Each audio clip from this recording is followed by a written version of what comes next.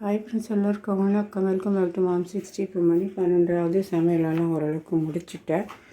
இன்னும் சப்பாத்தி மாவு தான் எடுத்து வச்சுருக்கேன். பிசைஞ்சு சுடணும். ஒரு 3 சப்பாத்தி அவ்வளோதான். டின்னர் பாக்ஸ்க்கு என் பொண்ணுக்குமே. இங்கே சாதம் ரெடி ஆகிடுச்சு. ஃபஸ்ட்டு ஒரு அரிசியை கழுவி வச்சுட்டு தான் எப்போவுமே மற்ற வேலை ஆரம்பிக்கிறது. இங்கே என்ன பண்ணுறேன் அப்படின்னு பார்க்கலாம். சாப்பாட்டுக்கு அரைக்கீரை வெறுமனே பூண்டு போட்டு வேக வச்சு கடைஞ்சி ஒரு காஞ்ச மிளகா கிள்ளி தாளிச்சிருக்கேன். ரொம்ப சூப்பராக இருக்கும். ஏற்கனவே இந்த ரெசிபி நான் போட்டிருக்கிறதுனால தான் உங்களுக்கு நான் அது போடலாம் வாயில் சொல்லியிருக்கேன். வேணும்னா செக் பண்ணி பார்த்துக்கோங்க. இங்கே வாழைத்தண்டு பொரியல் பண்ணியிருக்கேன்.